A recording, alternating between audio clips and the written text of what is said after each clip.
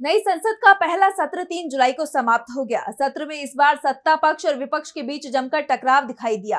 राष्ट्रपति के अभिभाषण पर हुई चर्चा के दौरान राहुल गांधी ने मोदी सरकार को घेर लिया, लेकिन लोकसभा स्पीकर ने राहुल गांधी के भाषण का एक बड़ा हिस्सा रिकॉर्ड से हटा दिया। लेकिन अब इसे लेकर खुद स्पीकर भी घिरते दिखाई दे रहे हैं, क्योंकि कांग्रेस ने सबूतों के साथ पीएम मोदी के भाषण में बोले गए झूठों की सूची सामने रख दी है।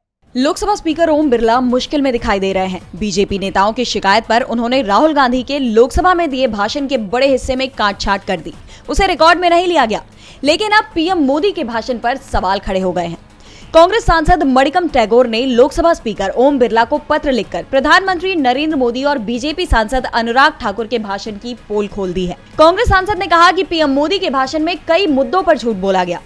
पीएम ने कहा कि कांग्रेस ने महिलाओं को प्रति माह 8500 रुपए देने का झूठा वादा किया था, जबकि सच्चाई ये है कि ये सरकार गठन के बाद पूरा किए जाने वाला वादा था। पीएम ने कहा था कि जहां कांग्रेस अकेले लड़ी वहां उसका वोट शेयर कम हुआ, जबकि हकीकत में हिमाचल प्रदेश, उत्तराखंड, कर्नाटक, तेलंगाना सहित कई राज्यों में कांग्रेस का वोट शेयर बढ़ा है।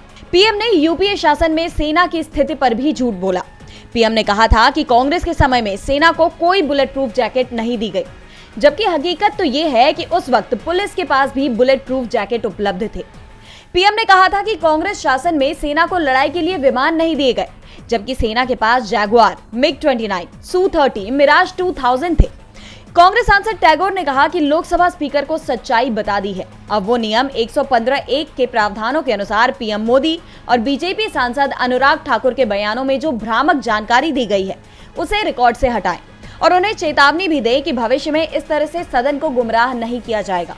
DB लाइव की रिपोर्ट।